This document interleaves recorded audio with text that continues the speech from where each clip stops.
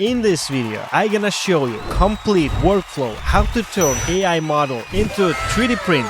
This time, we're bringing quality to another level, and I promise it will be quick and easy. I'm gonna show you what reference image I use, how I generate 3D models, easiest way to assemble parts and do cleanup. And of course, we're gonna rig it, put into the custom pose, and even attach custom props. And if that's not enough, we're gonna print it and paint it. Let's get started. The first step, of course, is preparing references. And as usual, I used Nano Banana to prepare all reference, and you can see all of them. I'm not going to explain this step because I show it in my every video. The goal is to get 3 key parts: the head, the hands, and the body. And for each, we're gonna create back view, and for head, I will also add a side view. And of course, we're gonna need katana for later composition. Alright, so we have all reference set. Let's move on to the next step. And same as before, we're gonna use Item 3D, but it's now upgraded and we're gonna use version 2.0, which gives amazing result, and in my opinion, it's one of the best for 3D printing. While depending on the style, you might choose another 3D AI, and for that purpose, there is Top 3D AI Arena, where you can compare different models side by side and decide what works best for your purpose. My choice for realistic characters and detail objects right now is Item. And here's what I did. I basically selected multi-view and I went to the max possible quality, a model 2.0. The only thing, I don't really need texture this time since we're gonna go print it. I did few generation and there are up to 3 retry if you're not happy. My goal was to get nice print on the belly, and after a few times I got the base I want. And here you can see the head I selected. This one I got from first try. I really like how sharp it look. It is perfect for 3D printing. Then we have hand, and look at that leaves. They're perfectly done. And the hand itself is also accurate. And the katana, I'm pretty much satisfied. I'm gonna export it as FBX and just drag and drop into the Blender.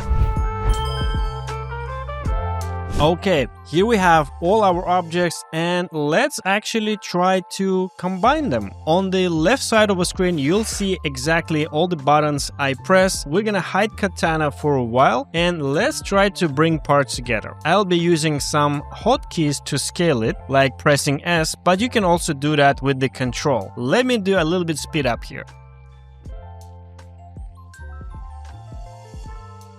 Okay, now when I position my hand, I will mirror it, but to do that, first I'll need to go into Object and set Origin to 3D Cursor. This is the 3D Cursor, and it will basically be a point along which it will be mirrored. Then I'm gonna press Ctrl A and select Rotation and Scale to apply Rotation and Scale, and after that I'm gonna go find modifier called Mirror and make sure X-axis is selected. And now we can see hand is mirrored. Alright, now we can hide everything and let's focus on our body. We're gonna go to the sculpting mode, and as usual, we're gonna choose the lasso mask, one of the most convenient tools, and let's select the head. I'm gonna select it like this. And if you did everything right, go to mask and choose mask, slice and fill holes. You're gonna wait a little bit and you can see it basically remove the head and there are no holes, which we exactly need for 3D printing and for further preparation. I'm gonna do exactly the same for the hands. Always try to choose some logical part to disconnect so it will be easier to connect another part, right? So in my case, you can see it is a less detailed part, which I will replace with my detailed hand. Okay, and we're gonna do the same, mask, slice and fill holes. Give it some time and you're done. And don't forget to clear mask after you do this operation. Looks good,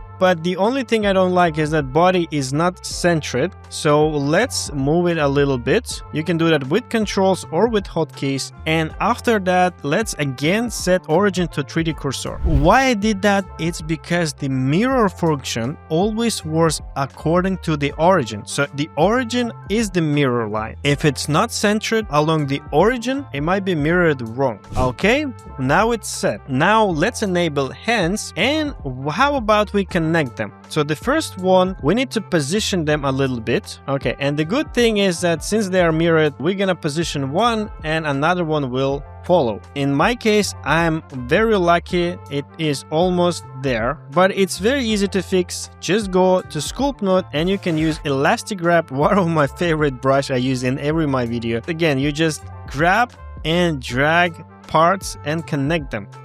just like this. You can move part inside, you can move part outside. Let's speed it up a little bit. And when it's done, let's go to the mirror modifier and choose apply, and another hand will now become geometry and stop mirroring things, which we actually need. And right away, select with shift, body and hands and press Ctrl J to join the object. And here's the important tip. Now I'm gonna do remesh. Here you choose the value between 001 and 005, depending on how many details you have. As you can see, I have small leaves on the hand, so I go lower, but you can go higher if there is not much of small details. That will basically just add up more polygon to preserve those details. And what remesh actually do, it creates one solid mesh from the parts. And I know many of you ask in the comments like, why 3D printing software complain that model have holes or stuff. This is how you fix it. And the cool thing is that if you have holes on your geometry, remesh will not work until you fix those. So that's a very important step. It might take a while. Alright, here we go. Now this is one solid object remeshed. And we're gonna need to do that with head, but since remesh again create new mesh, I first want to fix some stuff on head, make sure geometry is okay, and then I'm gonna join it and do remesh again. Let's first position the head. Okay, now when I'm happy with the result, I'm gonna go join the object, but before I will remesh it. So here you can see what might happen if I remesh it like right away. The hair strands that are very close to face become one mesh. So I'm gonna Ctrl Z that. And first, before the remesh, I will use wrap mask and I will just remove them a little bit. In advanced setting of a brush, there is auto masking with the topology setting, which will only drag connected mesh. Like in my face, you can see I'm moving strand and it doesn't move the face. In this way, you can fix any part of the model, again, if you need it. And also overall, I used shift to smoothen some stuff before I do remesh. I'm pretty happy with the geometry, but I don't want that much details and that much details to become mesh, so I'm gonna fix them later. While using any brush, just press shift and while holding it, it will do the smoothing. There is also a brush called flatten that might help to flatten the surface if smooth brush is not enough. And here to create a color, I also use the clay brush that adds up some volume and pretty easy to use. And you can see I enabled mirror so I can create it right away. Now hear me out. You can do it, and that's easy. And don't trust anyone who will say that's difficult. This is not more different than playing with clay when we were kids. And the most important thing, we generated 95% ready model, and this 5% to smoothen and adjust model, it's nothing compared to creating from scratch. And just like that, you can see using only the brush I mentioned, that was enough for me to go over all the model, smoothen some parts, fix some parts, add up some geometry where I wanted, and I also saved some time while enabling mirroring. Here's also one cool thing to show you. Let's say I want to add up one geometry. I'm gonna use mask brush to do the following. I'm gonna draw in the mirror mode the ornament like this, and then I'm gonna go mask, invert mask, and in sculpt there is inflate, and it basically allows you to inflate the masked area like this.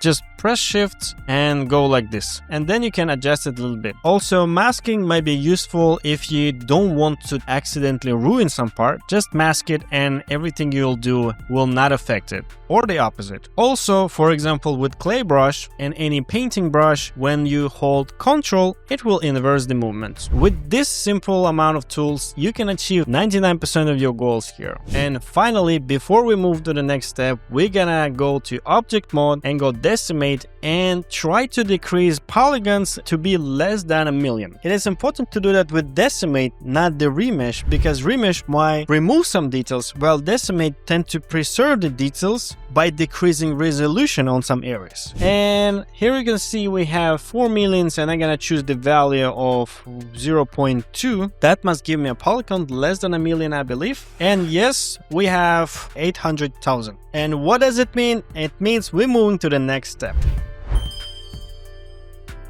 And we're gonna go to Mixamo, select our OBJ character, wait a little bit until it loads. Now we're gonna go follow instruction and place up markers. Okay, it's pretty easy. Press next button, wait a little bit, and here we go. You can already see our character animated. Let's press next and preview some animations. You can preview some pose, you can export them like that. You can also export like in default pose and so on. I'm gonna need to find some pose. If you're happy with this pose, you can export it and use it, but we're gonna go with T-pose since I show you how to do your custom pose in Blender. Alright, back to Blender, and here you can see I just imported the FBX and removed all the objects that we don't need. The first thing I recommend is to press on the armature, go into the pose menu and select in front in viewport display. That will basically show the bones so you can easily manipulate them. Alright, now you can go to the pose mode while still selected, press on any bone and rotate them. Now I'm doing that with the hotkeys, but you can also do that with the controllers on the left side of the screen.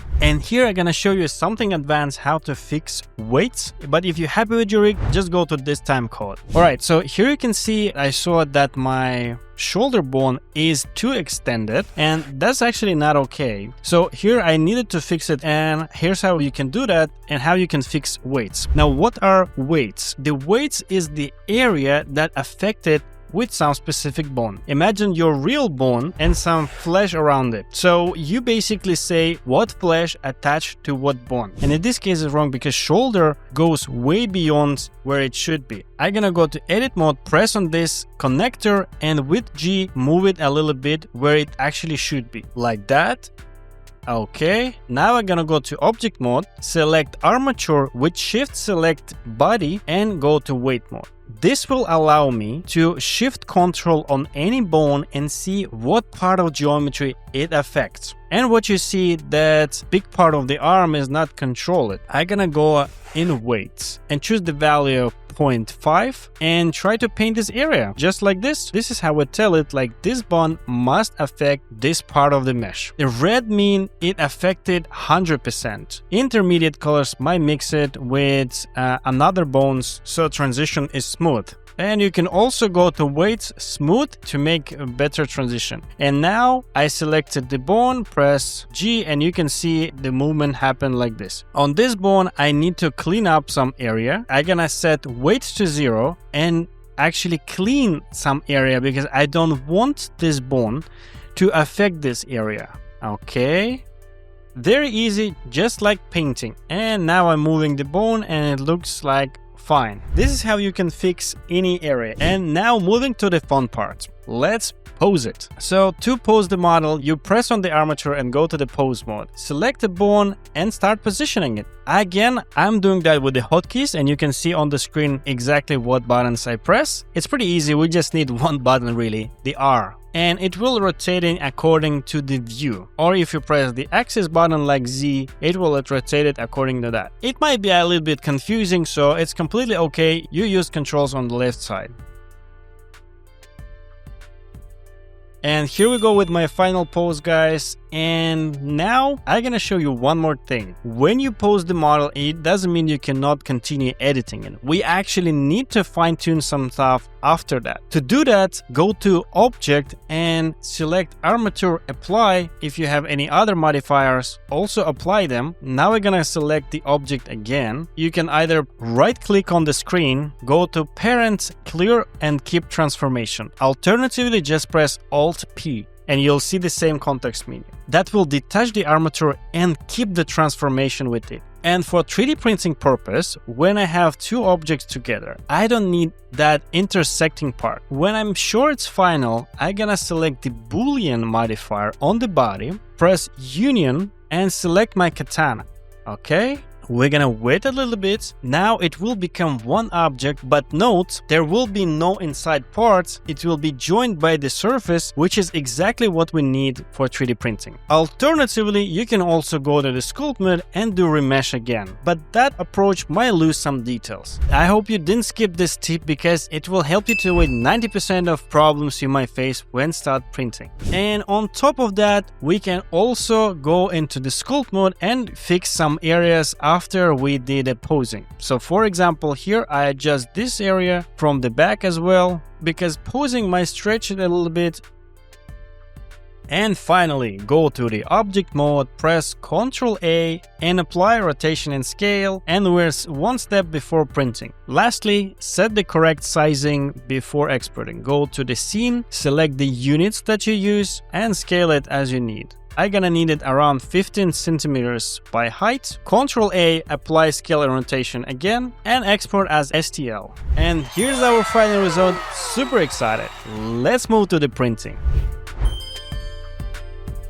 So I'm using SLA, aka resin printing. In special software, it helps you to position that before printing to get the best results. Also, as you can see, I printed the podium and created some slots on her feet to connect it on the podium. If you want another video focusing on this one, definitely let me know in the comments and I'll consider doing that. Then a little bit of hands magic and the model is ready for painting. Not gonna lie, I couldn't do that without help. That's quite difficult, but eventually we do have it done and it looks just amazing. In this video, guys, I tried to cover most common pitfalls. I read all the comments from previous video and try to make this even more useful. As usual, let me know what you think in the comments. This was Steph, Mr. Mark, and see you in the next video.